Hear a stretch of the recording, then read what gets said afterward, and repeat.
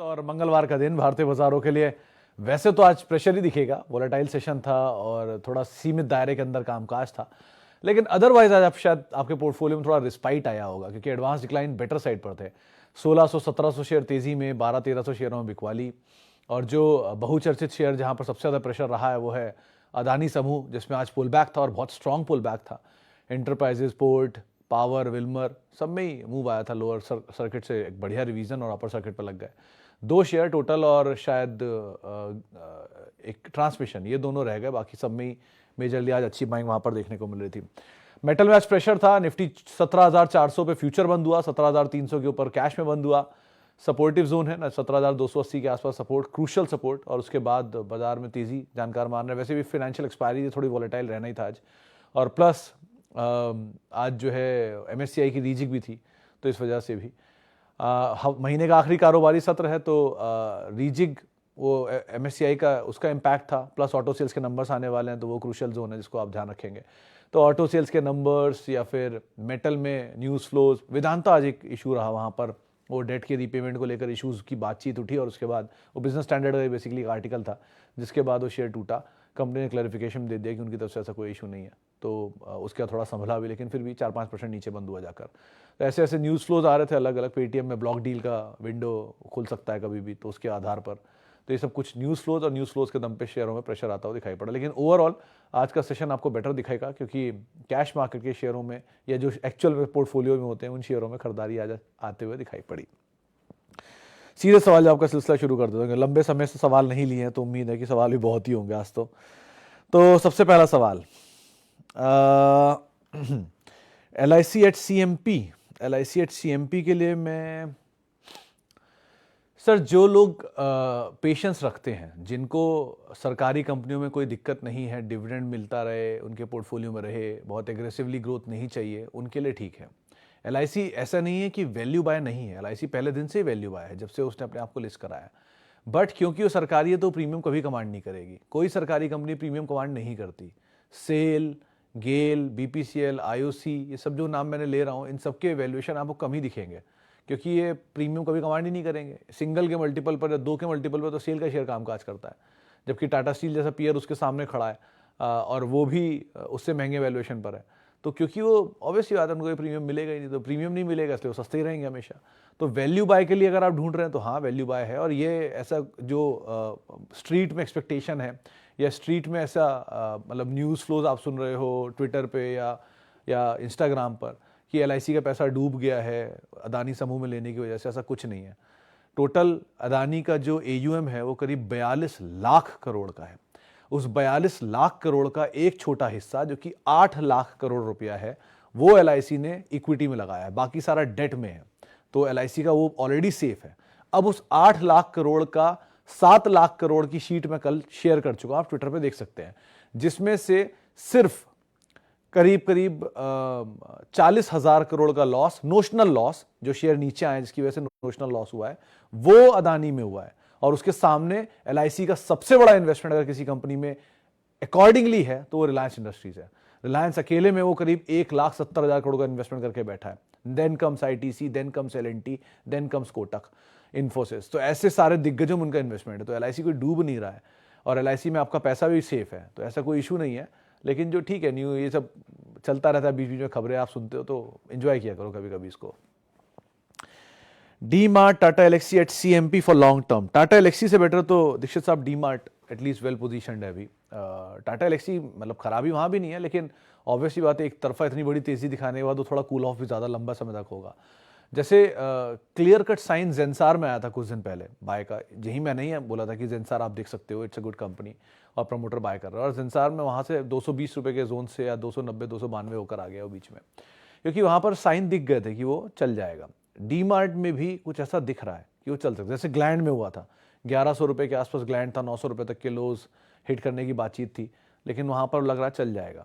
तो ऐसा लगने लग गया कि DMart शायद अब बहुत ना टूटे, 3100 रुपया बना दिया, वही उसका एक स्टॉप लॉस होना चाहिए और आप जा सकते हो लॉन्ग। बहुत न्यू नॉइस जो है वो आप सुन चुके हो DMart के अराउंड, तो वो ज़्यादा बेटर पोजीशन है।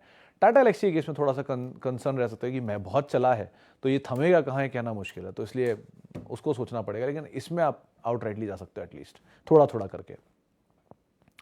इंडेक्स निगेटिव रिटर्न क्यों दे रहा है? सर शिवम जी, 2 साल पहले अगर इंडेक्स याद होगा आपको तो शायद 57% का पॉजिटिव रिटर्न था। पिछले साल इंडेक्स ने दे दिया 4%। तो एवरेज क्या बन गया 2 साल में? करीब करीब 54 को डिवाइड कर लीजिए 2 से, तो रफली 26-27%। इस साल अगर इंडेक्स और 2% दे देता है तो 3 में डिवाइड कर लीजिए 54 को, कितना बन गया? 12 से 15%, जो हर साल देता ही है। तो इंडेक्स तो उतना ही रिटर्न देगा जितना देता आ रहा है। आपको 1 साल ज़्यादा लग गया, 2 साल थोड़ा कम लग गया, 3 साल थोड़ा ज़्यादा लग गया, वो उससे फर्क नहीं पड़ता। एंड ऑफ द डे 12 से 15% ही मिलेगा, चाहे आप कितनी कोशिश कर लीजिए। Best of the best stock में लेकर आप 12-15% ले लीजिए, या worst of the worst stock में आप 12-15% की उम्मीद में बैठे रहिए, वो चॉइस आपकी है। लेकिन आना 12-15% ही है जो बाजार हिस्टोरिकली देता आ रहा है। ऐसा कुछ अनोखा नहीं हुआ है। वो 12 से 15 या 15 से 16 हो सकता है मैक्सिमम, लेकिन स्टॉक मार्केट में इससे ज़्यादा रिटर्न की उम्मीद रखना और ये सोचना कि मल्टी बैगर मिलेगा, वो मल्टीपल टाइम बिकेगा। मल्टीपल टाइम कोई शेयर नहीं बिकता सर। हर शेयर की एंट्री आपकी ऐसी होती है कि आप उसे मल्टीपल टाइम बेच के चले जाते हो। ऐसे बहुत सारे नाम गिना सकता हूं जो मल्टीपल टाइम की एंट्री में आप एंटर कर गए तो आपको मिल गए, लेकिन विद टाइम उनका भी 15% रिटर्न है। Tata Elxsi is one of the example. आप टाटा एलेक्सी में अगर उतरे होते, या अदानी इंटरप्राइजेज अनदर एग्जाम्पल, आप 300 रुपये पे कूदे होते 3000 रुपये तक, 10 टाइम पैसा बना, लेकिन वो घूम के वापस 1300 रुपये आ गया, तो रिटर्न कहाँ आ गया? पिछले 3 साल का रिटर्न एवरेज वही है, 15-20%, 30% मैक्सिमम। सो वो विद टाइम और कम हो जाएगा। तो over a period of time आप देखेंगे तो रिटर्न 15% आना है। लेकिन आपको लगा कि नहीं, आपने मल्टी बैगर पकड़ लिया और बहुत मोटा पैसा बन गया, तो वो कुछ दिन बाद एवरेज कर ही लेगा अपने आप को। सो स्प्रिंट हमेशा नहीं किया जा सकता, मैराथन हमेशा किया जा सकता है। तो आप इस हिसाब से सोचिए कि लॉन्ग टर्म सस्टेनेबिलिटी क्या है। Important is not immediate, important is sustainability. अगर सस्टेनेबल प्रॉफिट बना रही है, सस्टेनेबल ग्रोथ दे रही है कंपनी, सस्टेनेबल शेयर चल रहा है, तो वो ठीक है। जो लार्ज कैप करते हैं, रिलायंस, टीसीएस, एचडीएफसी बैंक, इन्फोसिस, एशियन पेंट, पीडीलाइट, यूनाइटेड स्पिरिट, सब वो करते हैं। लेकिन जो स्मॉल कैप ढूंढते हो आप मल्टी बैगर के लिए, वो एक तरफा चलेंगे और एक तरफा ही नीचे भी आएंगे। सो अकॉर्डिंगली आप कॉल ले लीजिए, रिटर्न वही आना है। D Link, Electra Green Tech and Sterling Tool for long term. मास शेरू साहब, इन तीनों में से कोई नाम लॉन्ग टर्म वाला नहीं है, लेकिन कंसीडरेबल अगर आप ढूंढ रहे हैं तो इलेक्ट्रा ग्रीन टेक एक बार को हो सकता है। इलेक्ट्रा की मैनेजमेंट से मैं मिला हूं और कंपनी की विस्तार योजनाओं पर मैंने बात कई बार उनसे की है। So company is good, mega engineering की कंपनी है। रिसेंटली उन्होंने मतलब नई मैनेजमेंट आई है इसके अंदर, तो ठीक है सिचुएशन वहाँ। और हाइड्रोजन टाइप अभी वो रिलायंस से उन्होंने किया ही है, तो चीज़ें बहुत सारी बेटर हैं इनके केस में। और ये बहुत इंपॉर्टेंट, एक बस तो इनकी आती है ईवी में, ये ट्रक पर भी काम कर रहे हैं, जो अभी लॉन्च करना था लेकिन उसे डिले कर दिया उन्होंने। तो दो कंपनी अच्छी है, लेकिन क्योंकि पॉलिटिकल इंक्लिनेशन भी हो सकता है तो थोड़ा रहता है कंसर्न इसमें। लेकिन इन तीनों में अगर आप कुछ ढूंढ रहे हो तो ये थोड़ा बेटर है, लेकिन लॉन्ग टर्म के लिए ज़रा सोच समझ के कॉल लीजिएगा। बजाज फाइनेंस 6000 पे 18 स्टॉक किस लेवल पर और ऐड कर सकते हैं? सर अगर आप सुमित जी टाइम दे सकते हैं तो ही इसे ऐड करिएगा, क्योंकि it will test your patience with time. ऐसा नहीं है कि 6000 का शेयर यहाँ से 12000 हो जाएगा या 18000 हो जाएगा, लेकिन will test your patience first, उसके बाद होगा। तो उस पेशेंस के लिए आप बेटर यही है कि 20% एक स्टैंडर्ड जो मैनर्स कहती हैं वो ये कहती हैं कि 20 से 25% नीचे आप थोड़ा थोड़ा एवरेज कर सकते हैं। कंसीडरेबल की वो क्वालिटी अच्छी होनी चाहिए। तो ये क्वालिटी में तो यहाँ कोई इशू है नहीं, तो आप प्राइस का ही है तो 20% नीचे 25% नीचे मिलने लग जाओ, थोड़ा थोड़ा एवरेज करिए। लेकिन थोड़ा थोड़ा मतलब जिस क्वांटिटी में आप चल रहे हैं इसी क्वांटिटी में ही थोड़ा थोड़ा ऐड करिएगा। विद टाइम पोर्टफोलियो बनाइए, आउट राइटली कूदने की ज़रूरत नहीं है। ये नहीं कि एक ही दिन में आप 50 लाख रुपए लगा गए और फिर पूरे साल बैठे हैं उस पैसे को ब्लॉक करके। अगर आप इतना पैसा लगा सकते हैं तो आप 12 महीने में स्प्लिट कर दीजिए, 24 महीने में स्प्लिट कर दिए, 15-15 दिन के हिसाब से, हर हफ्ते के हिसाब से स्प्लिट कर दीजिए, and with time quality accumulate करते रहिए, ऐसा कोई इशू नहीं आएगा। Okay, Devyani, international business sustain for next 10 years. Might be Mishra साहब, कुछ कह नहीं सकता मैं इसके साथ, क्योंकि इस कंपनी की हिस्ट्री तो बहुत पुरानी है। जो भारतीय जयपुरिया ग्रुप है, ये एक ज़माने में कोका कोला की बॉटलिंग करते थे, जब वो कोका कोला गई भी नहीं थी इंडिया से। फिर वो कोका कोला चली गई इंडिया से बाहर, तब वो 77 लॉन्च हुई इंडिया में, और उसके बाद फिर दोबारा बॉटलिंग जब शुरू हुई कोका कोला की, तब ये लोग फिर से पार्टिसिपेट करने लग गए। और फिर विद टाइम में पेप्सी की उसमें आ गए, और उसके बाद अब ये फूड बिजनेस में आ गए। और फूड इंडिया में बहुत बिकेगा, इसमें तो कोई दो राय नहीं है। सभी को पता है कि फूड की मार्केट इंडिया की कितनी बड़ी है, और धीरे धीरे वो ऑर्गेनाइज और अनऑर्गेनाइज में ऑर्गेनाइज ज़्यादा स्ट्रांग हो रहा है, क्योंकि ऑब्वियसली बात है जैसे से आपका वो बढ़ेगा, एक्सपेंडिचर बढ़ेगा, आपकी स्पेंड थ्रिफ्ट हैबिट्स इंप्रूव होंगी, आप भी चाहोगे कि मैं बेटर साइड पे ही खाना खाऊं, और इनकी डिमांड भी स्ट्रांग रहेगी। लेकिन डिमांड का स्ट्रांग होना और कंपनी का उसके साथ ग्रो करने में थोड़ा अंतर होता है, क्योंकि ज़रूरी नहीं है कि वो कंपनी ने डेट ले रखा है। जैसे मनपसंद बेवरेजेस एग्जाम्पल याद है मुझे कि वो एक ज़माने में रेलवेज़ के लिए भी टाइप करते थे और रेलवे में मनपसंद के बेवरेजेस मिलते थे, बट हाई डेट वो सस्टेनेबल नहीं रह पाया और कंपनी बंद हो गई। तो इस तरह की सिचुएशन आ जाती हैं। तो प्रोडक्ट रहेगा माइट भी, लेकिन गोइंग फॉरवर्ड प्रोफाइल रहेगी या नहीं कंपनी की, वो नंबर्स पे डिपेंड करते हैं। तो उसके लिए आपको हर क्वार्टर 2 क्वार्टर में नंबर्स को रिव्यू करते रहना पड़ेगा, तभी जाके सस्टेनेबल प्रॉफिट्स आप यहाँ से शायद निकाल पाओ। सुबेक्स नहीं सर, एवरेज मत करिए जगदीश सर, बेटर यही है कि आप यहाँ से निकल जाएं, ज़्यादा बेटर है। कोई भी तेज़ी मिले आप निकल जाएं। अगर आपको लग रहा है आप एवरेज करना चाहते हैं तो आप मत करिए, कोई और कंपनी ले लीजिए जिसमें आप एटलीस्ट अपना लॉस कवर कर लेंगे, लेकिन वो ज़्यादा बेटर है इंस्टेड कि आप सुबेक्स में एवरेज करें। इसलिए नहीं कंपनी में कोई प्रॉब्लम है, 5G के साथ टाइप किया रिलायंस के साथ, बट पब्लिक होल्डिंग बहुत ज़्यादा है। पब्लिक होल्डिंग ऐसे समझ लीजिए कि जिस कंपनी में प्रमोटर होल्डिंग कम होती है, पब्लिक होल्डिंग ज़्यादा होती है, वहाँ पर प्रमोटर का पार्टिसिपेशन ही नहीं है, वहाँ पब्लिक ही पार्टिसिपेट कर रही है, तो पब्लिक किसी भी लेवल पे बेच सकती है। तो इसीलिए अवॉइड करिए ऐसी स्टॉक्स को जहाँ पे पब्लिक फ्लोट ज़्यादा हो। ये 3i ये उस तरह की कंपनियाँ जिनमें पब्लिक फ्लोट काफ़ी ज़्यादा है, सो अवॉइड। यस बैंक का लॉक इन पीरियड ख़त्म हो रहा है मार्च में। सर इसीलिए वो यस बैंक वाली मैंने कहीं नवंबर दिसंबर में ये बात मेंशन की थी कि इसका लॉक इन पीरियड ख़त्म होगा तो सप्लाई आएगी, क्योंकि ऑब्वियसली बात है जो 3 साल से लिए बैठा है वो शेयर बेचना ही चाहेगा, और अगर किसी का भाव आ रहा होगा तो पहले बेचेगा। तो यस बैंक में हर मल्टीपल लेवल पे सप्लाईज आएंगी क्योंकि मल्टीपल लेवल पे सप्लाई आएंगी तो आप इसके लिए तैयार रहिए कि वो लिक्विडिटी प्रोवाइड होती रहेगी। मान लीजिए आपने 100 शेयर आपके पास थे तो आप बेचोगे, किसी भी 1 लाख शेयर है वो भी बेचेगा, तो इस तरह की सप्लाईज जब आती हैं तो थोड़ा क्राइसिस रहेगा ही, और वो सप्लाई को कंज्यूम करने वाला भी सामने कोई होना चाहिए। तो रिटेल ही है जो कंज्यूम करेगा, तो इसीलिए बेटर यही कि अगर आपके पास हैं और आपका लॉक इन खुल रहा है और आपका प्राइस मिल रहा है और प्रॉफिट बन रहा है तो आप निकलिए, वरना बैठे रहिए, फिर तो क्या ही दिक्कत है, आराम से जब भाव आएगा तब देखा जाएगा। क्योंकि मैनेजमेंट तो एसबीआई के हाथ में है, और एसबीआई ने सिचुएशन क्लीन तो करी है, और एसबीआई जिस तरह से काम कर रहा है लग रहा है शायद यस बैंक भी ठीक काम करेगा, बट आईडीबीआई जैसी सिचुएशन भी है हमारे सामने, तो इसलिए कुछ कहना मुश्किल है किस तरह से करवट लेगा, क्या ये एसबीआई बनेगा या क्या ये आईडीबीआई की तरह ही रुका रहेगा। सो कहना मुश्किल है, लेकिन wait and watch is the better option. Numbers देखिए, तेजी मिले उसके हिसाब से कॉल लीजिए। ओके, पॉलीप्लेक्स एंड क्लीन साइंस में, क्लीन साइंस तो नहीं अनिल जी, क्योंकि अभी तो उसकी लिस्टिंग ही हुई है थोड़े दिन पहले। पॉलीप्लेक्स के केस में आप एक बार को देख सकते हो, बट मतलब पैकेजिंग में इसकी अच्छी कोई कंपनी और है नहीं, तो इस सेगमेंट में अगर आप जाना चाह रहे हो तो ये कंपनी है, वरना तो बहुत अच्छे अच्छे नाम है लॉन्ग टर्म के हिसाब से, आप उनको देखिए, ज़्यादा बेटर है। सर ऐसी सिचुएशन में जब बाजार बिल्कुल ही निराश करता है सबको, तो आपके सामने एक ही चॉइस बचती है कि हमेशा वो कंपनी चुन लीजिए जो बेस्ट है अपने बिजनेस की। क्यों? क्योंकि वो निराश नहीं करेंगी, वो कुछ समय तक वहाँ गुजारेंगी, कुछ समय बाद वो अपने आप चलना शुरू हो जाएंगी, क्योंकि उनकी प्रॉफिटेबिलिटी उन्हें सपोर्ट करती है। तो जहाँ प्रॉफिटेबिलिटी सपोर्ट करती है वहाँ पहले चले जाइए।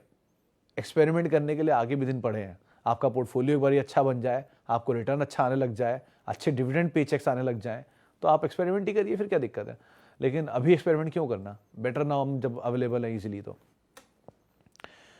हीरो मोटोकॉर्प और M&M में सर ज़्यादा बेटर M&M में परसेंटेज जीत, लेकिन अभी नहीं, कल ऑटो सेल्स के नंबर्स आ रहे हैं, अगर कोई झटका वटका दे दे नीचे का तब लेना ज़्यादा बेटर है। ये वैसे भी M&M नया हाई बना के हाल में आया है, तो थोड़ा हल्का होना भी चाहिए उसको, तो थोड़ा हल्का हो जाए तो ज़्यादा अच्छा ऑप्शन बनता है। भाव के हिसाब से एक बार को बजाज ऑटो आप देख सकते हो, क्योंकि बजाज ऑटो टूटा भी है 2-3 दिन में, और डिविडेंड पेइंग कंपनी है, एक्सपोर्ट कट हुआ है, ठीक है कोई बात नहीं, विद टाइम वापस इंप्रूव हो जाएगा। तो जिन कंपनियों के नंबर्स पहले बेटर हुए हैं वो अभी थोड़े नंबर कमज़ोर दिखाएंगे, क्योंकि ऑब्वियसली बात है बेस बड़ा है, लेकिन कुछ समय बाद वो बेस नॉर्मल हो जाएगा तो फिर नंबर अच्छे आने शुरू हो जाएंगे। सो बेटर चॉइस अगर आप देखना चाह रहे हो तो बजाज ऑटो एंड M&M एक बार को हो सकते हैं टू व्हीलर स्पेस में। हीरो भी खराब कंपनी नहीं है, अगर आपके पास है तो आप आराम से बने रहो उसके अंदर, बट जो प्लान ईवी को लेकर ये अनवील कर रहे हैं, जो यहाँ ग्रोथ आ रही है, उसके बाद कोई कॉल लेना ज़्यादा बेटर होगा। डिविडेंड के लिए खाली बजाज ऑटो अच्छा दिखता है, छोटी इक्विटी का साइज़ है तो कोई दिक्कत भी नहीं है। Okay, on mobile avoid Prayag sir, अगर आपके पास है तो आप अवॉइड कर सकते हैं, ज़्यादा बेटर है। मतलब ये मोमेंटम बेस्ड स्टॉक है, जहाँ मोमेंटम मिल गया निकल जाइए, मोमेंटम नहीं मिला तो फंस जाएंगे बहुत लंबा।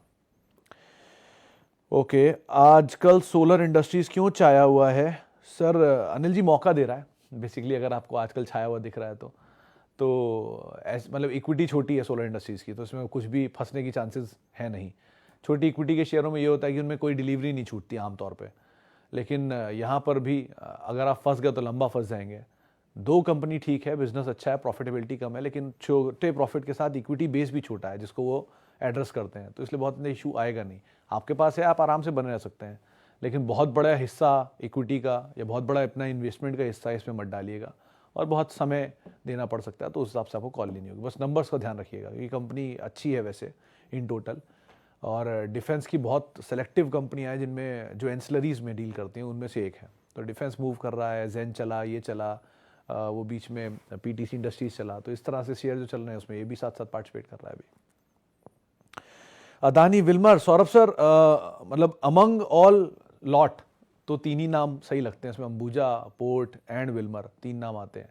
आज थोड़ा संभला है, लेट्स सी, मतलब क्योंकि यहाँ न्यूज़ फ्लो इतना ज़्यादा है तो अभी कुछ भी नहीं कर सकते। जब तूफान थमेगा तब कॉल लेना ज़्यादा बेटर होगा। होता है ना, अभी जब हवा चली रही है इतनी तेज़, तो आप कहाँ बाहर चले जा रहे हो, वेट कर लो थोड़ा, जब थम जाए चीज़ें, न्यूज़ फ्लोज हट जाए, मीडिया लाइमलाइट से अलग हो जाए, तब इस ग्रुप पे कॉल लेना ज़्यादा बेटर होगा। न्यूज़ फ्लो जब बहुत तेज़ होता है ना, तब कहीं भी आपको नहीं आना चाहिए, किसी भी जगह पे जहाँ न्यूज़ फ्लो वहाँ अवॉइड हो जाइए, उसको छोड़ दीजिए कुछ दिन के लिए, जब न्यूज़ फ्लो से बाहर हो जाए फिर चले जाइए, ज़्यादा बेटर है। ओके, और